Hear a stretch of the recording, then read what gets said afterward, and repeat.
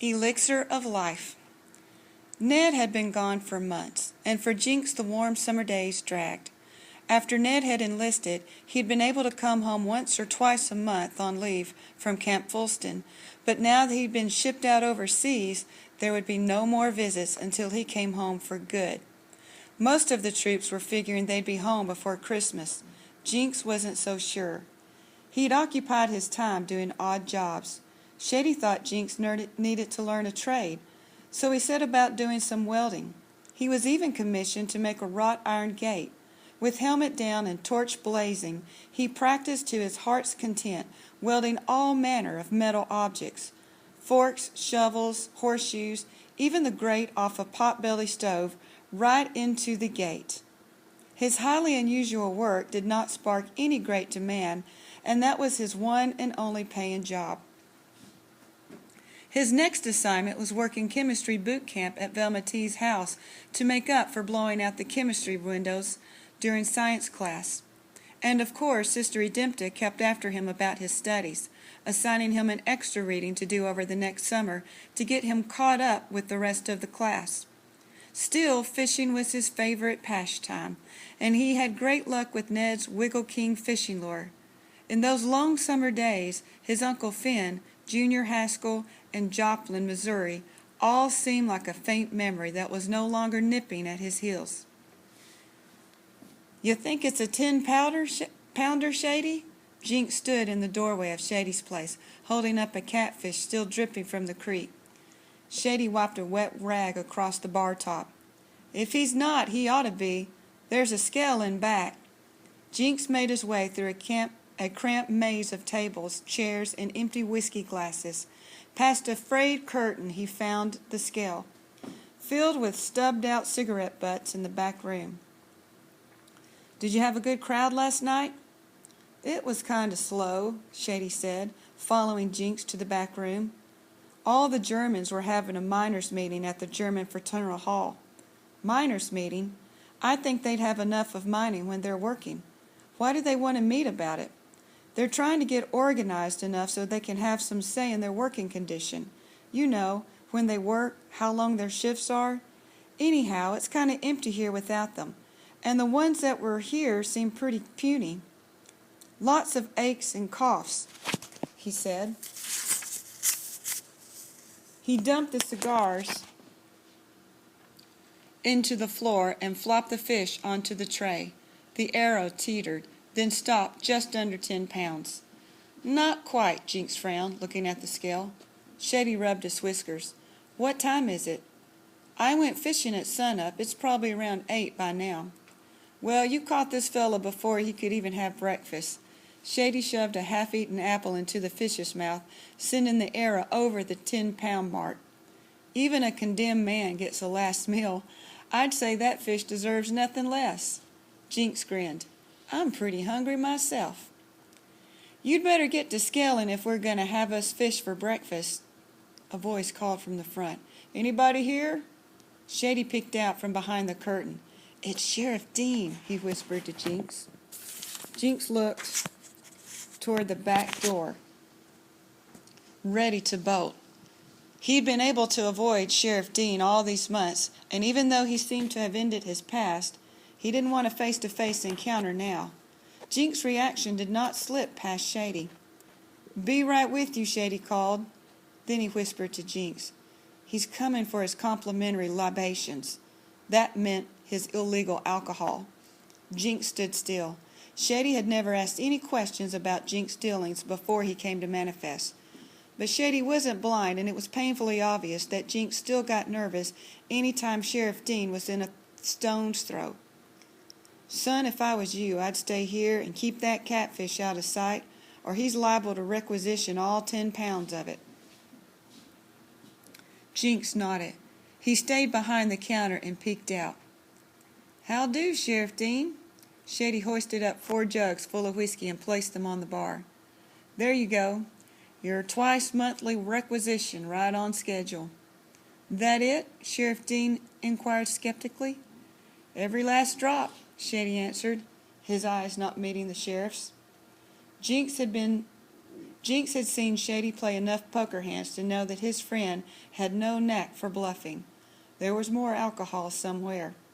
Sheriff Dean poured himself a shot and took a drink.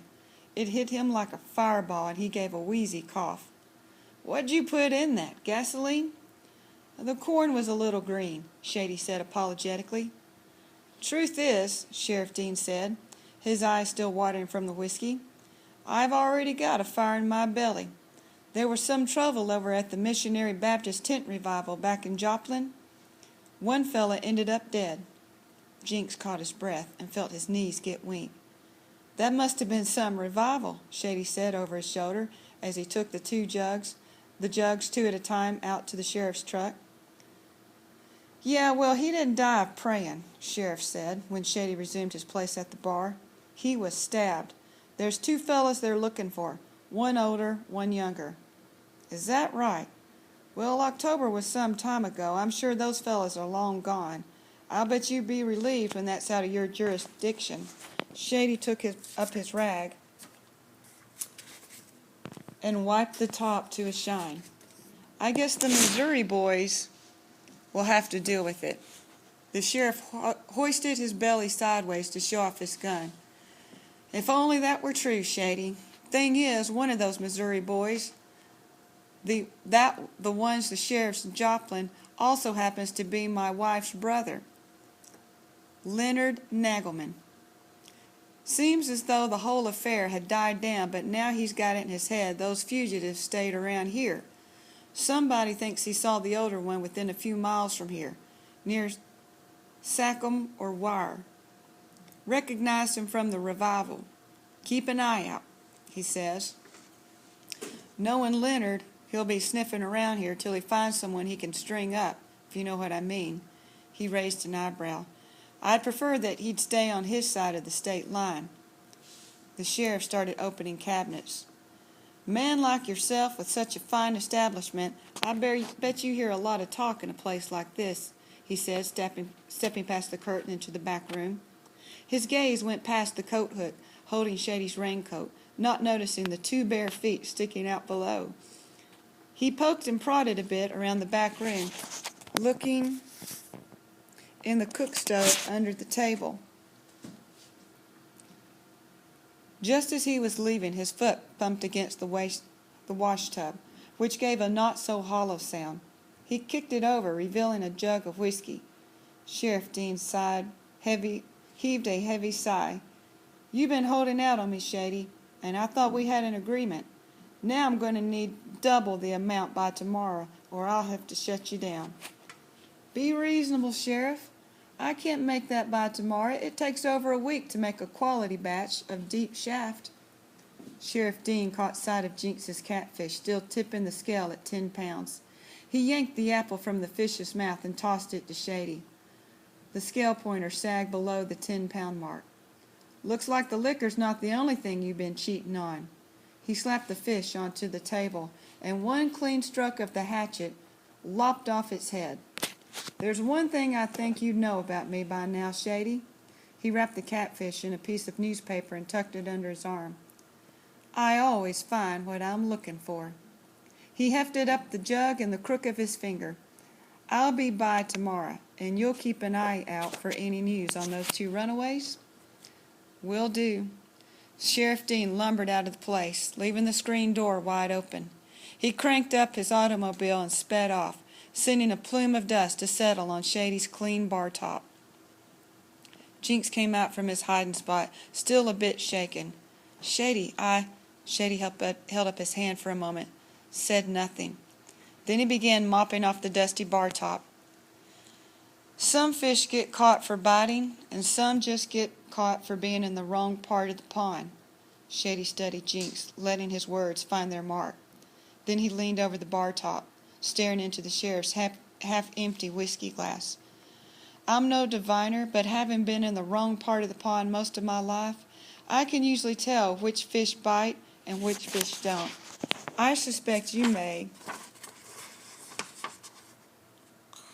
have found yourself in the wrong part of the pond a time or 2.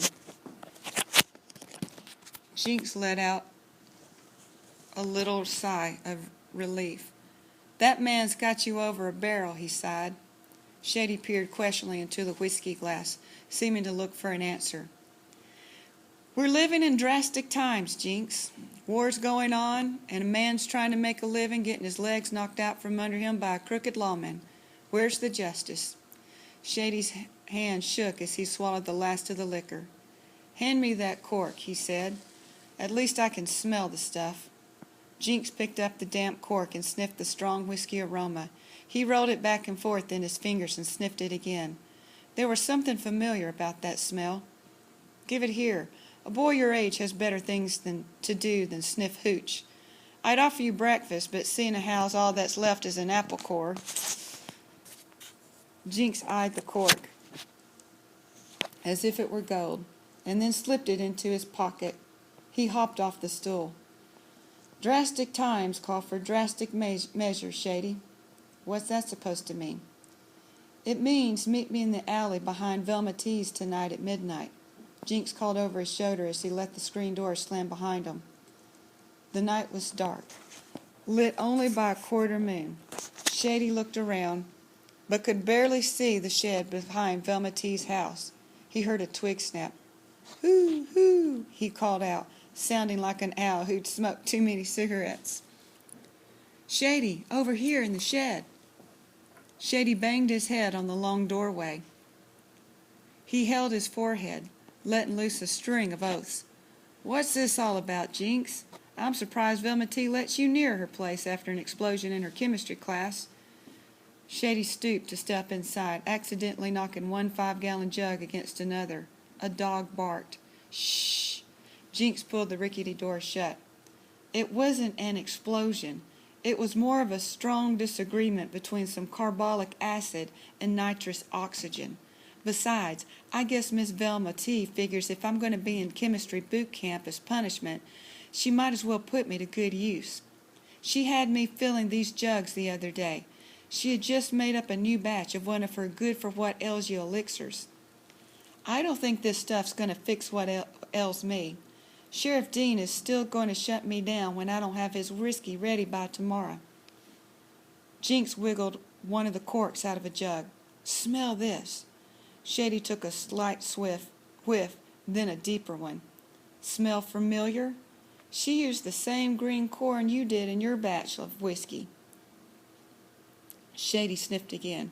So if it smells like whiskey, maybe it'll taste enough like it to get Sheriff Dean off your back. Shady looked up as if seeing the light at the end of a long tunnel, but shook his head. No can do. Bellomy-Ezell's not going to hand these jugs over, and I won't abide stealing. It wouldn't be stealing. She said her elixir has to